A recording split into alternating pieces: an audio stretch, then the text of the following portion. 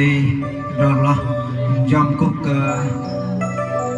đi đăng nhỏ để ngồi tay làm sợ có băng nào tiếp theo để bậc tê ăn về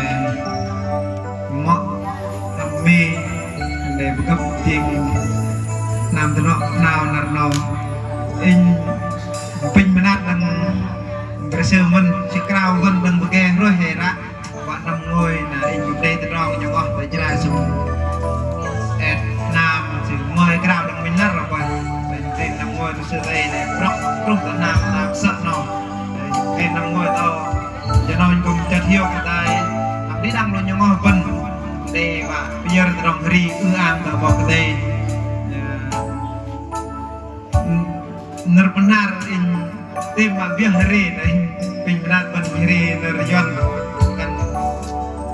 terbaik dan năm sửa tương lai tepat men di đăng đi một bên chặt đi bên nát no bên bom có thể về rong bên này đâm kê tốt sợ mang nó lại tính niên gần lìa mua nhiều sự thay giờ vẫn ức bật ho lại ta vấn đề cái yangบอกtê chỉnh tâm tu rong về rong luôn rong đi luôn cùng đừng chặt chiều bên này cảบอกtê là pin đi gangบอกtê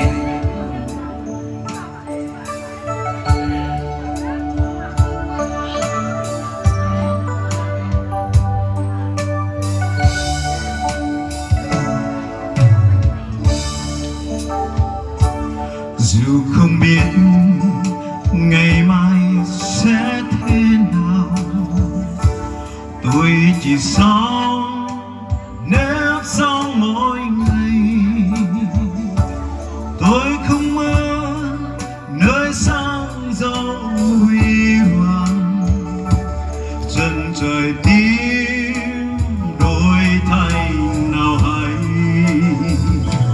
lòng không lo ngày sau sẽ thế nào. Tôi chỉ nghe tiếng Chúa nhủ khuyên ta đang đi với con trong cuộc đời, vì ta biết trước con mọi điều. Tương lai tôi còn có bao nhiêu điều, nhưng tâm hồn vẫn luôn bình an, vì tôi biết Chúa nắm tương lai mình,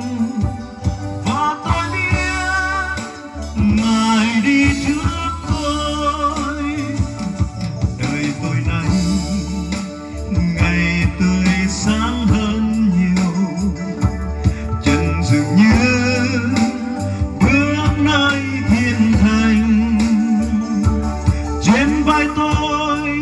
bao gánh nặng với rừng, tại nơi đó tôi sẽ không than. Tôi không còn một tờ tiếng đôn đoán,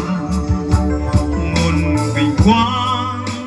sẽ vây quanh tôi. Tình yêu Chúa ở trong tôi mãi mãi, vì Ngài mãi dắt dìu tôi mỗi ngày. Tương lai tôi còn có bao nhiêu điều, nhưng tâm hồn vẫn luôn bình an, vì tôi biết Chúa nắm tương lai mình, và tôi biết Ngài đi trước tôi.